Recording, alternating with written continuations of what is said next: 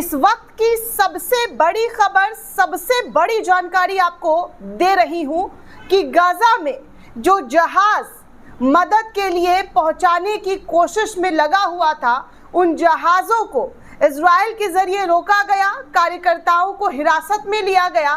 लेकिन इसी बीच तुर्की की एंट्री हो गई है। जी हाँ दोस्तों, तुर्की इस जंग में इजराइल के जरिए जो रुकावट किया जा रहा था, गाजा पर जो लगातार हमला हो रहा है, उन तमाम जंगों के बीच तुर्की ने भारी एंट्री मार ली है। खबरों की बात की जाए दोस्तों, तो तुर्की ने अपने जहाज़ों के साथ गाजा कूच करने का ऐलान कर दिया है। सबसे बड़ी खबर आपको अपने चैनल पर दिखा रही हूं दोस्तों, बिग ब्रेकिंग न्यूज़ कि कैसे तुर्की इस जंग में कूद गया है। सबसे पहले दोस्तों, आपको उमा शंकर सिंह जो इंटरनेशनल मीडिया, इंटरनेशनल तमाम खबरों की जानकारी साझा करते रहते हैं, उन्होंने इस खबर को शेयर करते हुए जानकारी साझा की और बताया कि रिपोर्ट के मुताबिक अगर बात की जाए तो 45 से ज़्यादा तुर्की नागरिक जहाज सीधे गाजा की ओर बढ़ रहा है। यानी कि जंग में अब तुर्की का जहाज कूद गया है, जहां पर 45 से ज़्यादा तुर्की नागरिक जो है जहाज लेकर गाजा की ओर बढ़ रहे हैं। ये इजराइल द्वारा ग्लोबल स्मूथ फ्लोटिला काफिले को रोके जाने के जवाब में तुर्की के जरिए उठाया गया सबसे बड़ा कदम। जी हाँ, सबसे बड़ा कदम जो है यहाँ पर देखने सुनने को मिल रहा है दोस्तों। तुर्की लगातार इजराइल को सबक सिखाने की बात कर रहा था। इजराइल के साथ बार बार टकराव की खबरें जो है तुर्की के साथ होती रही है दोस्तों, क्योंकि हाल फिलहाल में जब कतर पर अटैक इजराइल के ज़रिए किया गया तो दूसरा निशाना जो है दोस्तों कहा जा रहा था कि तुर्की के ऊपर किया जाएगा, तुर्की को निशाना इजराइल बनाएगा। तुर्की के ज़रिए कहा गया कि अगर हम पर अटैक करने की ज़रा सी भी कोशिश की तो हम इजराइल को नक्शे से ख़त्म कर देंगे। और अब जबकि फ्लोटिला जहाज़ को रोका गया है, उस जहाज़ को रोकने के बाद दुनिया भर के लोग इस वक्त सड़कों पर उतरे हैं, विरोध इजराइल के खिलाफ कर रहे हैं। तो वहीं इस जंग में सीधे तौर पर तुर्की के नागरिक अपने जहाज़ को लेकर गाजा की ओर बढ़ने लगे हैं। वैसे दोस्तों, खबरों की बात की जाए तो कई ऐसे जहाज़ इस वक्त, जी हाँ, इस वक्त इजराइल के बंदिशों से निकलकर गाजा की ओर बढ़ते हुए नजर आ रहे हैं। ये भी खबर, ये भी रिपोर्ट निकलकर सामने आ रही है दोस्तों, क्योंकि जितने जहाज़ों को रोकने की कोशिश की गई थी उसमें कई जहाज़ जो है इजरायली सैनिकों को, IDF को चकमा देकर आगे बढ़ते हुए दिखाई दे रहे हैं। सबसे पहले दोस्तों मैं आपको मिलर टाइम्स की कुछ खबर जो है वहाँ से शेयर की गई है, उसके हवाले से बताना चाहूँगी। तो ब्राज़ील के स्मूथ फ्लोटिला पर इजरायली हमले की कड़ी निंदा जो है वो की गई है। इस कार्रवाई को अंतर्राष्ट्रीय कानून का उल्लंघन करार दिया गया है। सरकार ने विशेष रूप से चिंता जताई है और इस फ्लीट पर 15 ब्राज़ीलियाई कार्यकर्ता भी सवार थे, जिसके बाद ब्राज़ील की ओर से जो है कड़ी टिप्पणी की गई है, जिनमें एक संघीय सांसद भी शामिल है। ब्राज़ील ने इजराइल प्रशासन से तत्काल सभी को सुरक्षित सुनिश्चित करने की और मानवीय सहायता पहुंचाने की राह में रोड़ा ना डालने की अपील की है और कहा है कि इन तमाम चीज़ों से, जी हाँ, इजराइल को जो है जिन जहाज़ों को रोका गया है उन जहाज़ों पर, जी हाँ, रोक हटा देना चाहिए। इस तरीके की बातें जो है की जा रही है। वहीं दोस्तों आपको बता दूं कि एक और ख़बर ये भी आई है कि ग्लोबल स्मूथ फ्लोटिला का एक जहाज़ गाजा पहुंचने में कामयाब भी हो गया है। तमाम कोशिशों के बाद जो है इजराइल फ्लोटिला जहाज़, जो एक और जहाज़ था, उसको रोक नहीं पाया और गाजा में मदद जो है पहुंचाता हुआ इस वक्त वो जहाज़ मौजूद है। तमाम सामान को लेकर वो पहुंच गया है।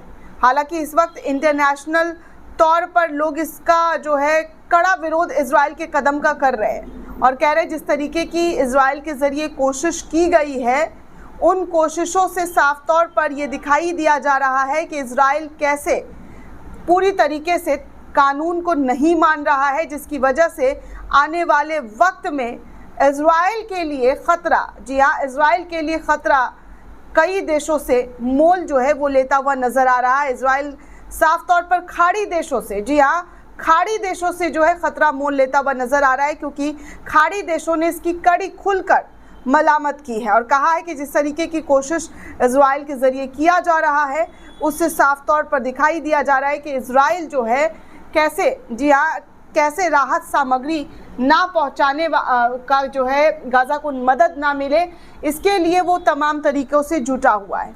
कुछ और ख़बरों पर भी बात करूंगी दोस्तों कि क्या और किस तरीके से जो है इस वक्त गाज़ा का हाल और इजराइल का जो है किस तरीके का जो प्रहार करने की कोशिश की जा रही है, जो ताकत दिखाने की कोशिश की जा रही है, उन ताकतों का और ख़ासकर ट्रंप का जो पीस प्रस्ताव है उसको, जी हाँ, गाज़ा मीडिया डायरेक्टर के ज़रिए ठुकरा दिया गया है। ये भी एक बड़ी जानकारी निकलकर सामने आ रही है।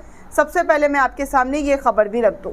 दरअसल दोस्तों, गाज़ा सरकार के मीडिया ऑफिस के डायरेक्टर जनरल इस्माइल अल थवांत ने संयुक्त राज्य अमेरिका के राष्ट्रपति डोनाल्ड ट्रंप के जरिए पेश किए गए शांति प्रस्ताव को ठुकरा दिया है और कहा है कि प्लान लंबे वक्त तक मामले का समाधान नहीं देता है। अल थवाप्ता ने कहा है कि ट्रंप ने एक नई ट्रस्टशिप लागू करना चाहते हैं जो इजरायली कब्जे को वैध ठहराएगी और फिलिस्तीन के राष्ट्रीय, राजनीतिक और मानवीय अधिकार को छीन लेगा। इसलिए वो इस फैसले को, इस प्रस्ताव को ठुकरा रहे हैं। उन्होंने कहा कि गाज़ा में नरसंहार को ख़त्म करने का एकमात्र रास्ता इजरायली हमलों को रोकना है और मानवीय सहायता की नाकेबंदी को हटाना है, तभी जाकर गाज़ा में जो अमानवीय इजराइल के ज़रिए हरकत की जा रही है उस हरकत से मुक्ति मिल सकेगा। अल थवाता ने कहा है कि फ़िलिस्तीनियों के अधिकार ये है कि वो एक आज़ाद मुल्क की स्थापना करे। उन्होंने आगे ये भी कहा है कि कोई भी प्रस्ताव गाज़ा को एक निरस्त्रीकृत गैर संप्रभु सुरक्षा इलाके के तौर पर अंतर्राष्ट्रीय प्रशासन के अधीन बताता है वो बिल्कुल कबूल नहीं है। इस तरीके की बातें जो है गाज़ा से निकलकर सामने आ रही है। ट्रंप की गाज़ा शांति योजना में ये भी कहा गया था कि एक अस्थायी सरकार होगी और साथ ही इजराइल वादा करेगा कि वो गाज़ा पट्टी को इजराइल में नहीं मिलाएगा और किसी भी निवासी को वहाँ से ज़बरदस्ती नहीं हटाएगा। दोनों के इस समझौते पर राज़ी होने के 72 घंटे बाद भी सभी बंधक यानी कि जिंदा और मृत दोनों को लौटाना होगा।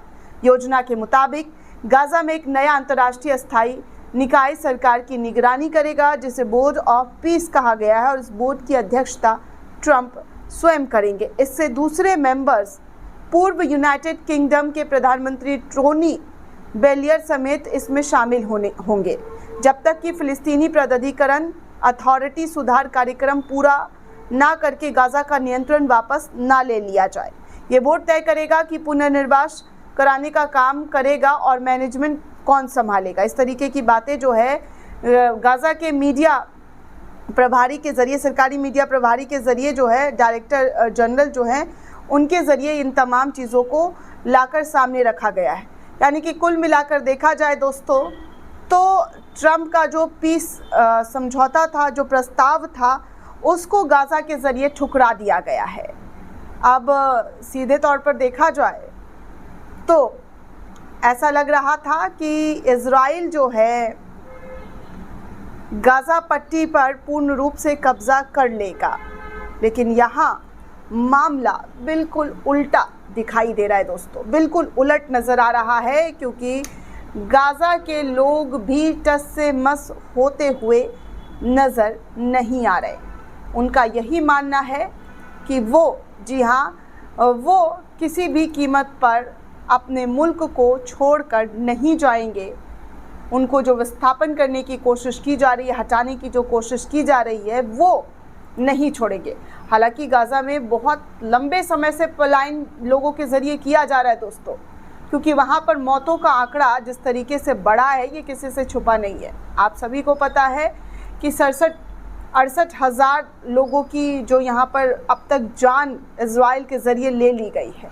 इस जंग में इजराइल के ज़रिए गाज़ा के नागरिकों का क्या हाल किया गया है ये दुनिया का बच्चा बच्चा जानता है, जिसकी वजह से देश के तमाम मुल्क में इस वक्त इजराइल के ख़िलाफ़ जमकर विरोध हो रहा है। और जो आज हरकत इजराइल के ज़रिए किया गया है उसका तो इंटरनेशनल लेवल पर विरोध हो रहा है दोस्तों इस पूरे रिपोर्ट को लेकर आप क्या सोचते हैं, आपकी क्या प्रतिक्रिया है, हमें कमेंट करके ज़रूर बताइएगा। साथ ही साथ चैनल को ज़्यादा से ज़्यादा लाइक, शेयर और सब्सक्राइब करना बिल्कुल भी ना भूलें। शुक्रिया दोस्तों।